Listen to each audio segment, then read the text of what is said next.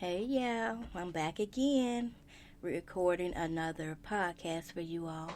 Today, I just wanted to give you all again a little something that's on my mind. I'm gonna try not to put too much scripture in this podcast, but you all will get that a lot. So, if you don't like it, then you need to not join in on this one. But God is doing a new thing, and He says it. I'm doing a new thing. Do you not perceive it? I will be speaking a lot on that because he's been speaking to me.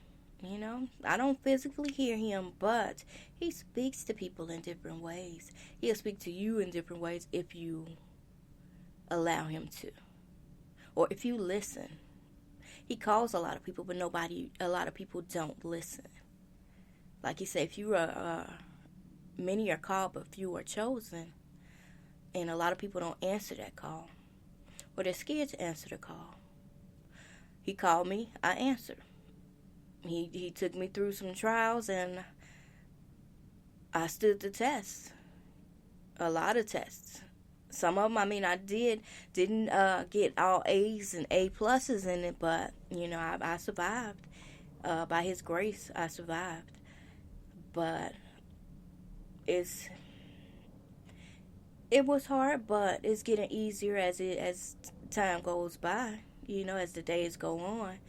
Because we're not guaranteed for tomorrow, but right now is now. So I'm here now, so that's a blessing. Let's see, what did I want to touch bases on? No, like I said, he's been speaking to me, and I've been writing all type of stuff down. I just been writing and writing and writing, and I actually need to get more books. So he'll speak to you, and he'll speak to you through dreams.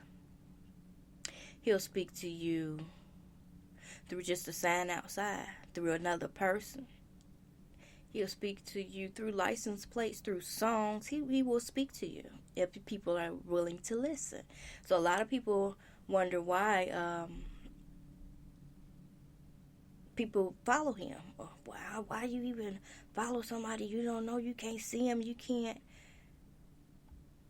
It's not always that. It's the fact that, here's the thing. He doesn't always just call you. A lot of times you need to call on him. A lot of times you need to call on him so that he'll know that you're ready, or you're willing, or you need to change. But if you're going through something, 90% of the time he's speaking to you, or he's calling you, but you're not listening. Your ears are on something else. Like I say, a lot of people live for this world and living for their bag, as they say. But it's ridiculous. It is ridiculous. And a lot of people, once you do start doing good or trying to better yourself, I notice a lot of people that kept trying to get me to backslide. Darling, you doing this, you doing that, you doing this. Why do you all keep asking me? If I told you I'm not doing that anymore.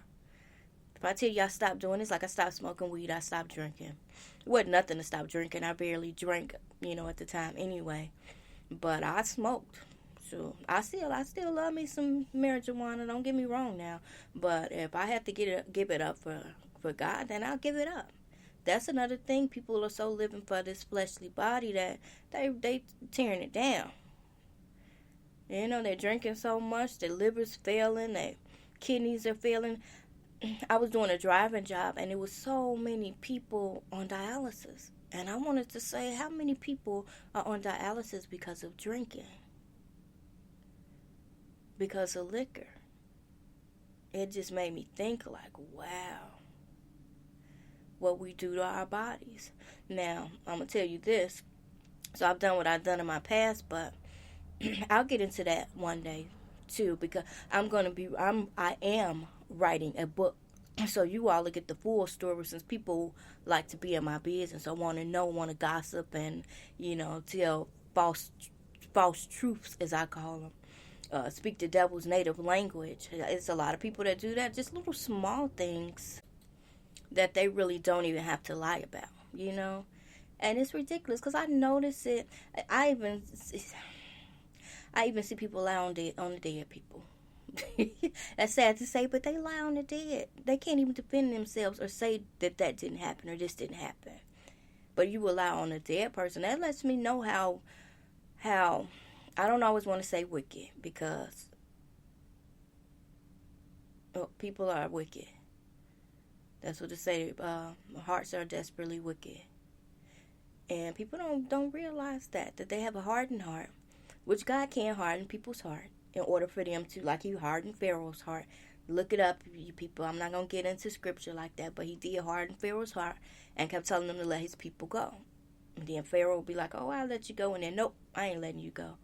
And then he had to get what he got because God needed His glory. God's gonna get the glory. He's gonna get the glory in my life too. I'm just waiting. My testimony, I'm gonna testify, and it's gonna shock this world. Yes, I said shock the world, not just Chicago or Illinois. It's gonna shock the world because He's gonna let it be seen. It's gonna be seen. So, let's see what else I want to talk about. Oh, he called me, and I didn't listen at first.